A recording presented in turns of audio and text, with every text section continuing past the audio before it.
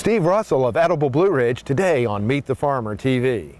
Meet the Farmer TV is made possible by Planet Earth Diversified, Melly Productions, and Leslie P. Jenkins Photography and Graphic Design, with additional support from Culpeper's Channel 21, helping to preserve the agricultural history of Virginia, and Feast, connecting local farmers, artisan food producers, and consumers. Hello, I'm Michael Clark, your host for Meet the Farmer TV. Recently, we were at the launch of a new magazine, Edible Blue Ridge. We talked with the editor, Natalie Russell, and the publisher, her husband, Steve Russell. And now we're going to talk with Steve out here at the farm, and then we'll go back and look at some of the interviews with the individual farmers and growers and other vendors that will be part of this new project in Central Virginia.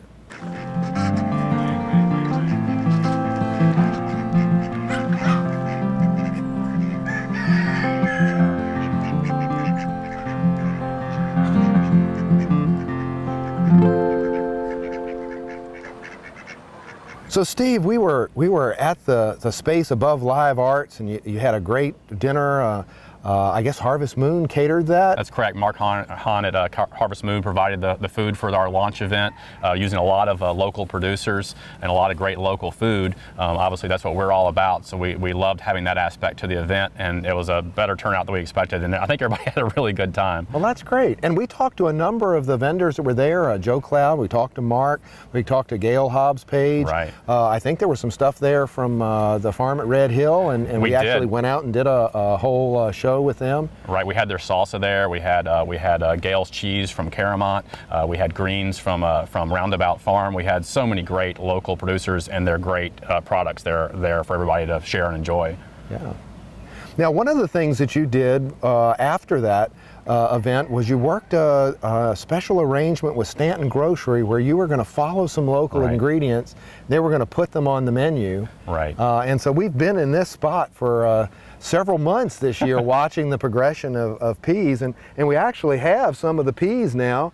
So you can see here the finished peas. There they are, they look familiar. And here are these little edible pea flowers. I think this is the thing that made the magazine and is on the menu. It sure does, looks very familiar. And we're still sacrificing the peas to get these, so we're still cutting these up. It looks like it's a good sacrifice. Yeah, it was a good successful project because they've still got it on the menu and they're still ordering these things.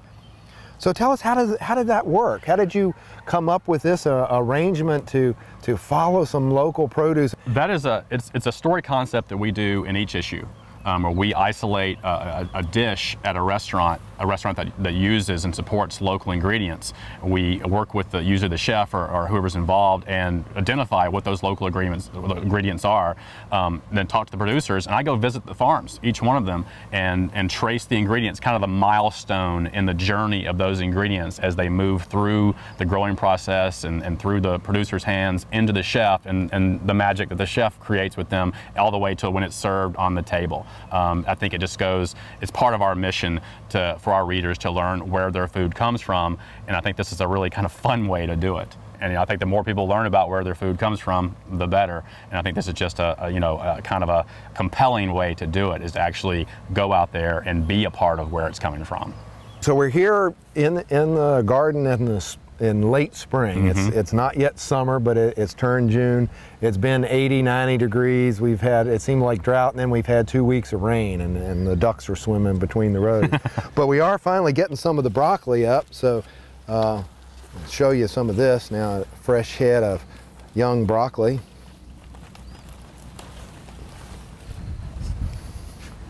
Wow, beautiful.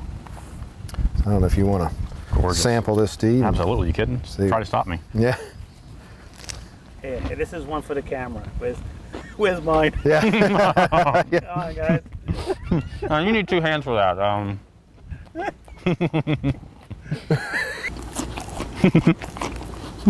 Our first crop of broccoli, I think when we were out looking at the peas for that Stanton story, the Stanton Grocery doing the peas, we had just lost all of the broccoli to frost. Wow. And so we had replanted it at that time.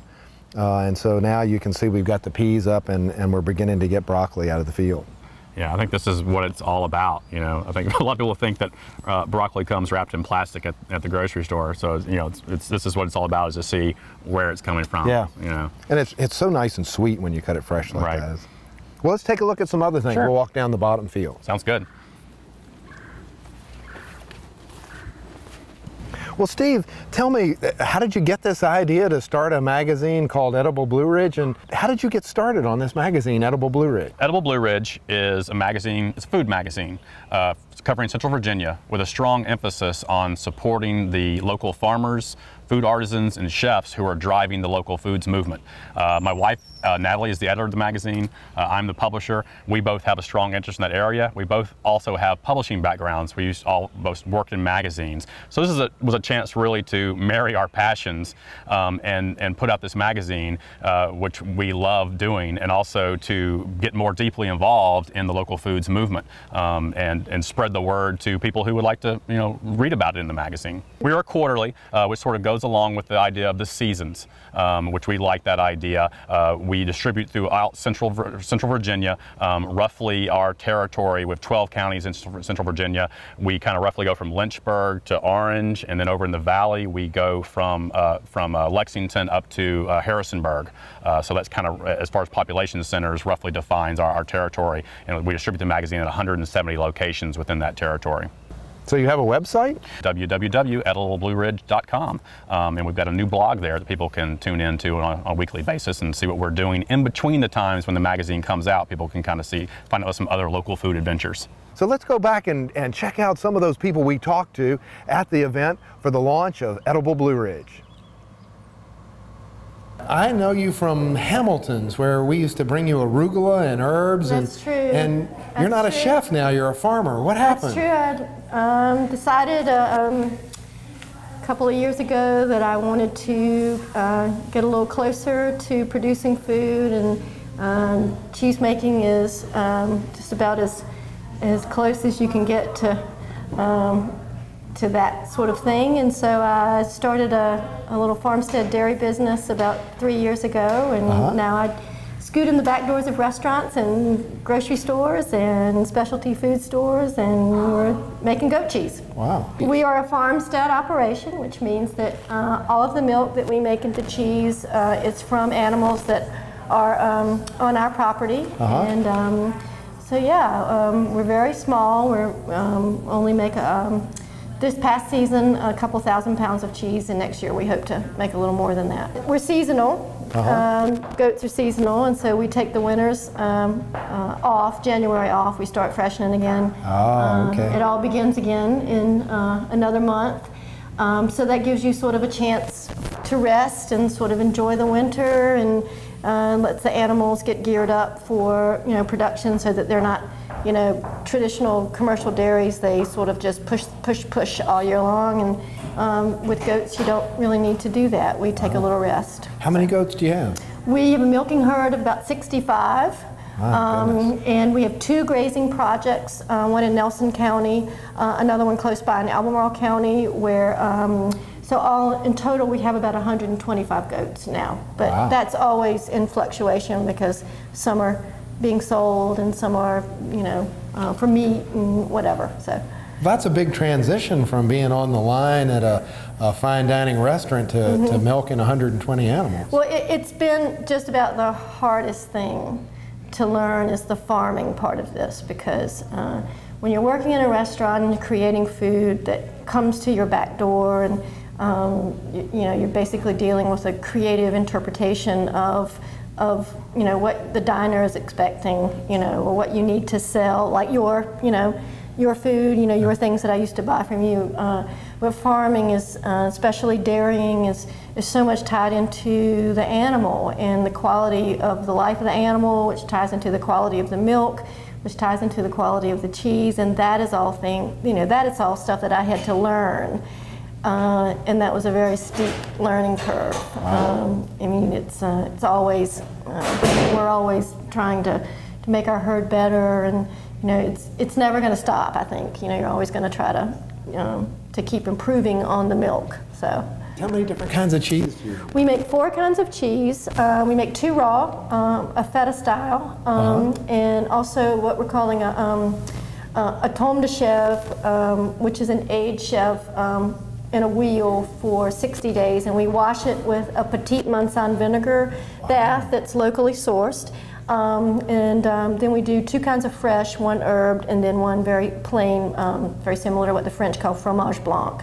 And that is currently what we have planned for next season. Wow. When I was a chef, the reason that I bought your things was because they were delicious. You know, and that really is the essence of what we're trying to do here locally, is that you can go and buy lettuce from California, but when you taste watercress from Standardsville, you know, you go, oh my God, that is what that's supposed to taste like. And hopefully when people taste our goat cheese, although you can get the goat cheese in one of those big blocks, you know, you taste it and then you taste ours and you sort of go, oh, you know, I get that now. And that comes from, you know, 30 minutes away rather than, you know. Well, we should get together and go to some restaurants and take the 2 ingredients together and visit a chef. That's a really good idea. We should get a show like that. I have contemplated doing some taste challenges, like some taste tests, like to take Nelson County arugula, or you know, your watercress or your tatsoi, and put it up against, you know, the impersonators from California or Chile or wherever. I guarantee you that people will. They'll know the difference. You can see it on their faces. Yeah. I mean, you really can. Are you guys in the magazine? We are in the magazine. We are the featured bread for the BLT. Yeah. Now tell me about Breadworms. Well, Breadworks was founded in September of 1994. It was founded by at the time, about a 25-year-old not-for-profit that previously had been known in the area by the name of Workshop 5, and in about 1990 it morphed into a more modern sounding concept of WorkSource Enterprises. At the time they were looking for ways to employ persons with disabilities, so they identified several businesses that they would attempt to do. At the time there were entrepreneurial loans from the state to fund these projects, and so that's how we got started. Wow. Now what do you make now? All kinds of breads? All kinds of sweets? things. About the only thing we don't do are wedding cakes. Wow. So it's a full-service bakery? Local delivery? Delivery, commercial delivery, and lunches. We do a lot of lunches. We have a deli and retail business, as well as our wholesale that we maintain a route for. Now I know you get some rosemary from me, so you're using some local farm products also. We do. We've used your rosemary for years, as you're well aware, and use it in several of our breads, and we do publicize it. People are excited about the whole local green movement, so it fits right in.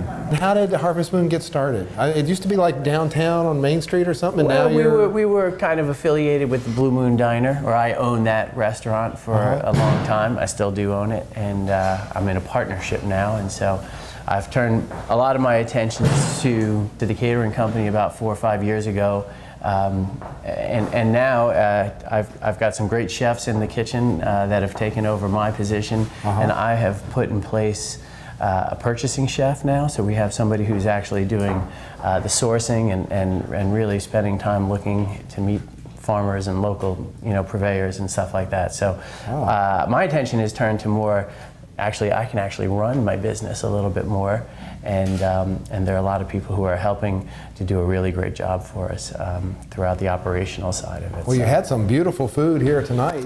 Thank you. For a launch of Edible Blue Ridge, a new local magazine. It's really, tell us about your relationship there. Well, that kind of came about through Lisa Reeder, who you probably know with the Local Notion. And Lisa has been somebody that I have sequestered to help our company sort of go through the phases of, for lack of a more interesting term, greening up, I guess, or being a little more environmentally conscious, to being smart and marketing our company in the natural way that we're seeing today a lot by suggesting that we're using local produce. And the idea has been in my head for years and years.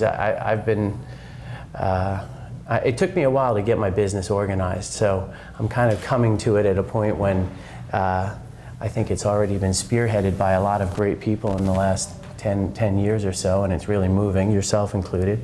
And yeah, I'm just happy to kind of jump on board and push the agenda, which I think a lot of other people in our town are really aware of and putting a lot of good effort into making it happen. So you're really getting catering jobs from businesses that are interested in this philosophy. I think people are responding to it, and it pays for itself because of the business we get by acting a little bit more responsibly. That's interesting. So, now you've moved into the front end of the old Monticello Dairy building. This like turn of the century white and black tile and wonderful little kitchen over there. It's a great kitchen. I have to admit that at the end of the day, my desire is to find I have my offices are above the Blue Moon Diner. My kitchen is in the front of the dairy building. I have some space behind the dairy building in the netherworlds of that building. Right. and so I have to admit, my hope is to one day find the facility that will bring us all together. But in doing so, I would hope that that facility is something that I can work with from a ground up concept, and I can sort of try to do a little bit more with the energy use, with the water capturing, with the with using gray water and stuff like that. And so I'd like to not only put some of these practices into how we cook, how we purchase, how we throw things away or recycle them or reuse them, but also in sort of the energy waste that possibly a fresher or cleaner building could provide us with. So, well, maybe we can get together and we can put a greenhouse on your roof to use your waste energy, and we'll take the compostable materials and make some soil mix and grow the herbs right there on the building. Absolutely, and hopefully we'll have water catching on top of the roof so that we can nice rainwater. Yep, that we can do that, and then we could put a coil heat in the roof, and we could actually heat from below. Yeah. So yeah, we can do some geothermal. We can do all sorts of things, terrific. Can't we? So. Well, let's go over to Blue Moon Diner and have a meal and talk about some of this stuff, and then maybe after that you can take us and show us your facilities for Harvest Moon. That would be fantastic. We'd love to. We'd love Terrific. to. Anytime. And yeah, I appreciate the time. All right. Anything else that you think is important to? You have a website, or how do people contact you for www.hmcatering.com, Harvest Moon Catering. And we just got great people across the board. We've got planners, we've got purchasing agents, and anybody who requests things that we're talking about tonight, local foods and stuff, we're happy to do. And honestly, when we can, we use it as often as we possibly can. So sometimes price is an issue. I think we all know that it's a little more expensive, and I think we're trying to get the American palate to understand the value of that extra dollar. I guess we could discuss, a few extra dollars on the front end is a lot of dollars generating in our communities. And so even though it may seem a little more expensive on the front side, it's probably not as expensive in the long run, and probably brings a lot more to our communities. Yeah. So tonight we used Everona Dairy out in Rapidan. We used some cheese from down in Galax at Meadow Creek Dairy, and we used Gail Hobbs-Page, who you just spoke with, I believe, from Caramont Farm, and we used her goat cheese. And then we used, tonight we used Roundabout Farm, was the butternut squash soup. We made some arugula pesto with some of their arugula. We used the lettuce and tomatoes from a little place called Planet Earth Diversified. We used some bacon that we ended up having to purchase locally because we couldn't find it. We purchased at the organic butcher, but we couldn't get it direct from any of the local farmers. Actually, Griffin's Air was out, so good for them because they're selling it at least. What else did we use tonight? We used, our bread was from Breadworks. We used bread from Albemarle Baking. Tonight was a good event because I think that on the whole, if you can reach 20% of your purchasing being local, that's a pretty good thing. If you can reach 50%, 60%, you're doing really well. And tonight we probably got 80%, 85% of our product tonight that was put out on the tables was brought from local farmers this time around. So that's a really good, that's a high percentage, I think, especially when you're sourcing from 7 and 8 different places, which is not the easiest thing to do. We do probably 2 times a year, our entire staff actually, we go on a field trip. And we like to visit the local farmers and sort of bring our staff. And actually, I believe you'll see some of these pictures up on our website. And again, I've been working with Lisa Reeder, as I mentioned before, and Lisa's been a great resource. And I have suggested that we want to bring our staff closer to this concept, because to a lot of them, work is work. And I think if we can build that relationship and the understanding of why maybe work is more than just work, we're hoping that we get a happier employee, maybe a better employee. Not always the case, but well, that's great. But we try, and we believe in it. We do believe in kind of giving back educationally, and we believe that actually our staff and our employees, and equally as much from the farmers, I think they enjoy meeting each other and sort of understanding who they are and what they're doing and what they're trying to do. And so we've had some real success with that. So tell us about the Horse and Buggy Produce, your program of delivering produce to people, and also I know we've met out at the Shenandoah Produce Auction several times. Sure. And you are the big buyer out there. I mean, they won't even start the auction if Brett's not there. So tell us about the auction and what you're doing with Horse and Buggy. And well, there's like 600 families you feed. Oh, 1,200. So 1,200 families. Yeah. And just in Charlottesville or a large Charlottesville and Lynchburg. Charlottesville and Lynchburg. Wow. And it has been astounding how quickly it's grown. We essentially, in a nutshell, the way Horse and Buggy works is I recognized that there were a tremendous number of farmers in our area within 100 miles of Charlottesville that wanted to be farmers, like I was at one point. I loved growing, but I really wasn't enamored with all the marketing that went along with growing all the produce that I was producing. And I met more and more farmers that were complaining about this issue, that they wanted just to farm. And so I realized I could provide a lot of people with a whole lot of variety from this area. And that's how it all began. And it's just been wonderful, how well it's been received. I feel fantastic about how many people we employ, and giving back to the community in that respect, keeping money in the local community, and all the farmers that we support through zero-interest loans, and just through purchasing, providing a vehicle and a market for all the good stuff that they're growing for us. Wow. And while most of our produce up until this point has come from this order of, or this community of Old Order Mennonites near Harrisonburg, more and more we are getting farmers outside of that community, local farmers calling us. Some of them are hobby farmers, some of them are real career farmers who say, you know what, would you be interested in, I'm growing X, would you be interested? And we, are always, with resounding absolutely, tell us more. So it's really wonderful what's going on, and we can bridge that gap between the farmers and the consumers, just to provide that vehicle, literally, for them to gain access to all this wonderful stuff. There's a lot of people that are very concerned about where their food comes from. There's so many stories out there. They hear about the recalls. They hear about food from China. Right. They want to know where their animals were raised. They want to know what kind of quality and how they were raised and who raised them and all of that sort of thing. My family had hired me to be a farm manager to look after the place. And I'd done that for a few years and done some, logging contracts and building fences and making leases and stuff like that. And I didn't like the way the farmers that we had 3 different farmers that were leasing parts of the farm, and I didn't think that they were treating the land very well. And I'd heard about Joel, I'd read one of his books, and so I sought him out, saw that he was at a point of growing, rapid growth, and needed to expand, and I said, Joel, why don't you come over and look at our place? I think this would work out very well for you. It's about a half an hour away. And we worked out a lease, and all the other leases were expiring. When they expired, we leased at the Polyface, and now we doubled the size of his land holdings at that point. Wow. And now, is this for the chickens or the chickens and the beef together? No, it's together? mostly beef. It's all beef, just beef. Okay. And did a bunch of infrastructure improvements, and I think that we have I mean, we have our differences, different ways of looking at things for sure, but we definitely have a comparable vision.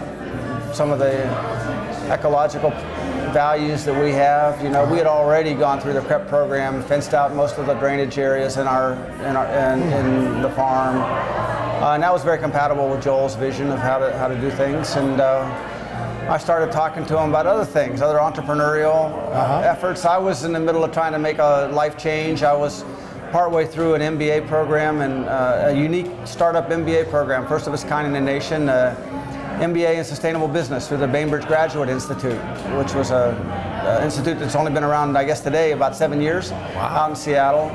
I probably earned about half the credits toward an MBA, and so I was thinking about entrepreneurial activities and opportunities, and he said, well, let's go take a look at that, you know. And let's go look at this processing plant. And I was intrigued. My family loves food. We're foodies to the max. You know, I got several cousins trained in Paris as chefs, and my brother's a wine importer, and food is definitely, my grandfather worked in hotel kitchens and that sort of thing. And we have an inspector on site. We have a VDAX inspector. They go through the partnership program, the Talmadge-Aiken Act. We are allowed to be a USDA inspected plant with a state inspector performing the inspection. Okay. We have a so you don't have to have a USDA man on site. You've got a Virginia guy. No, on in site. Virginia they're a partnership state, so Virginia puts their own people there, and it's great. I mean, Annie is our inspector. She's a licensed veterinarian. She's a farmer herself, so she knows what the farmers are going through. She touches every single animal that comes out. She comes in the morning, she goes through our barn, looks at every single animal that's come in. Well, Joe, this has been great talking to you, and we can't wait to get to the plant and actually see everything in operation and meet these special people, some characters you've described. Oh, yeah. So we've got the old generation that you've taken over from. It's a very interesting place. Okay. Very interesting place. So I'd love to have y'all come out and show you around. So now we've seen interviews from a number of the vendors and farmers from the launch at Edible Blue Ridge. Steve, tell us what's coming up. Well, our summer issue will be out in July. Obviously, that's going to be a big issue. There's so many great stories to tell in summer, obviously, with all the great local producers and food artisans really at the height of their season. Yeah. And we'll be able to tell even more great stories like the stories you got with the people at our launch party. That was back in winter. They weren't so busy. Now they're really busy, but they still found time to tell us their stories, and we're really looking forward to sharing them. Okay, Steve, so what are we looking at here? Well, the same way we traced all the local ingredients in the Stanton grocery dish in the last issue, in the summer issue, because it is summer, we're tracing all the local ingredients in a locally produced ice cream. I thought it was perfect for summer, so we'll be tracing the milk and the honey that actually sweetens the ice cream, and the local berries that go into it. So we're really looking forward to that, and we think people will instantly get very hungry when they see that piece. So now what are we looking at, Steve? We also have a feature in the summer issue on a local artisan vinegar producers. It's amazing when you sort of look around here how much of local food and almost everything you have in your refrigerator at home that you can actually find from a local producer in Central Virginia. We were very excited to find and tell the story of somebody who is a couple who are making local artisan vinegar. Well, that's terrific. So coming up in Edible Blue Ridge, ice cream and vinegar for the summer issue. That's right. Don't necessarily put them together, though. All right. Well, thank you, Steve, for talking with us today on Meet the Farmer TV. Thank you, Michael. It was a pleasure. And thank you for joining us for another Meet the Farmer TV. And check out these great new feature stories in the current issue of Edible Blue Ridge here in Central Virginia. Meet the Farmer TV is made possible by Planet Earth Diversified, Melly Productions, and Leslie P. Jenkins Photography and Graphic Design, with additional support from Culpeper's Channel 21, helping to preserve the agricultural history of Virginia, and Feast, connecting local farmers, artisan food producers, and consumers.